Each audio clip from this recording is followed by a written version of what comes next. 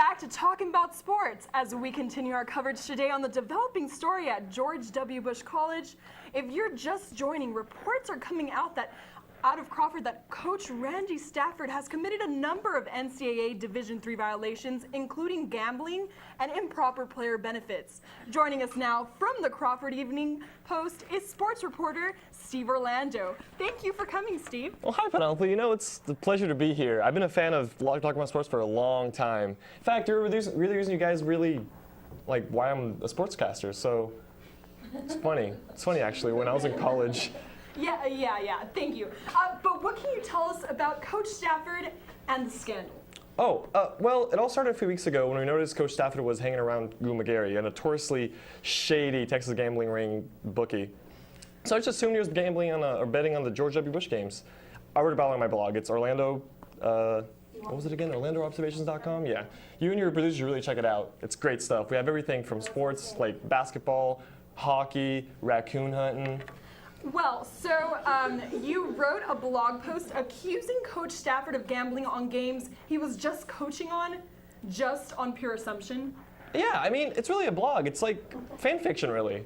But when I started started following Coach Stafford around, like, you know, checking his mail, going through his trash, following his Twitter, watching him shower, and I found that he was doing more serious stuff than just gambling. You see, I'm willing to do all the dirty work for a good story, which will be a really great fit here at the Talkin Bout Sportz. And what else did you find out about Coach Stafford?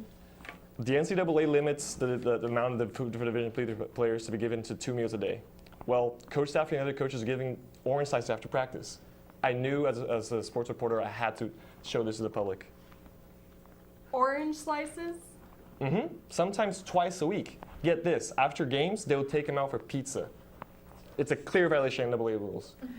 After catching wind of this story, we here at Talkin Bout Sportz did some of our own investigating. You guys read my story? What? And what we found out was shocking. What'd y'all find out? Joining us now to discuss Coach Stafford's bizarre recruiting tactics is a former George W. Bush football recruit, Adam Foster.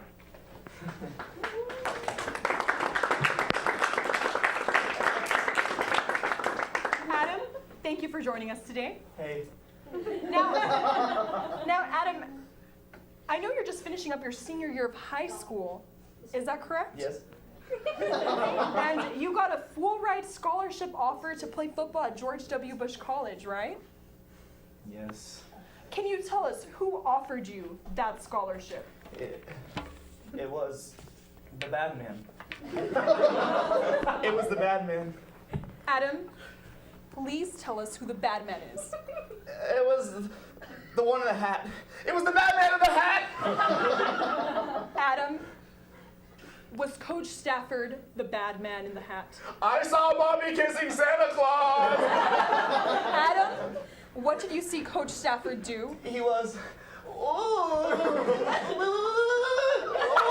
He was!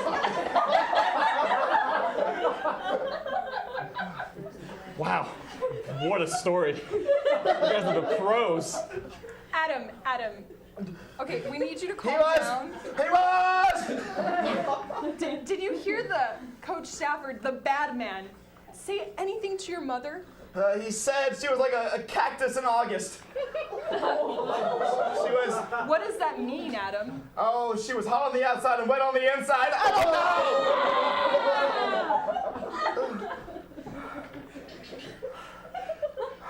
I saw Mommy kissing Santa Claus!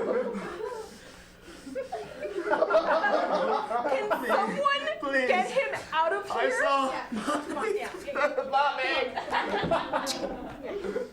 We now go live to a press conference at George W. Bush College where Coach Stafford is expected to resign. Hey, so hanging out.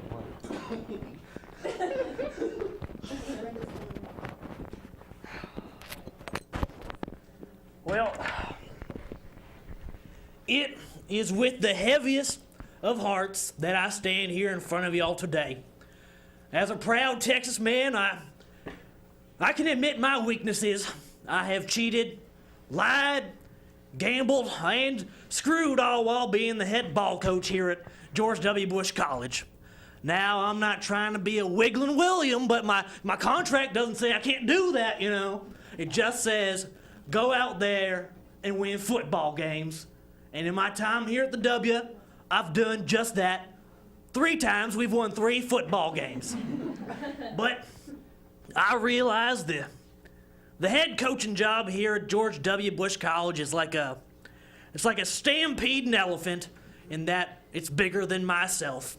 So I've decided to be like a man standing on top of a ladder who just finished changing a light bulb, and I will step down from this position. This decision was hard to come to, but I believe it's best for me and my family. It's best for my wife Elizabeth, and my 4 children, Claudia, Aranza, Julian, and Jewel. Now, I will pursue my dream of watching every kung fu movie ever made with my shorts off, and I will ghostwrite Nicholas Sparks novels with my shorts off.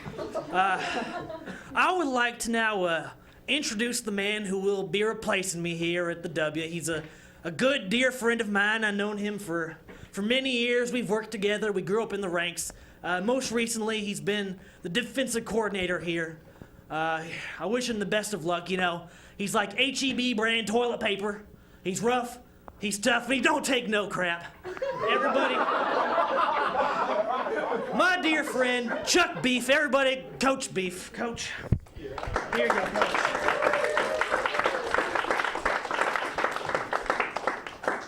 Good afternoon. I'm excited to be the head football coach here at George W. Bush College. For my first course of action, I would like to instill discipline. Allow me to demonstrate. Boy, drop down and give me 20. What? Are you back talking to me, boy?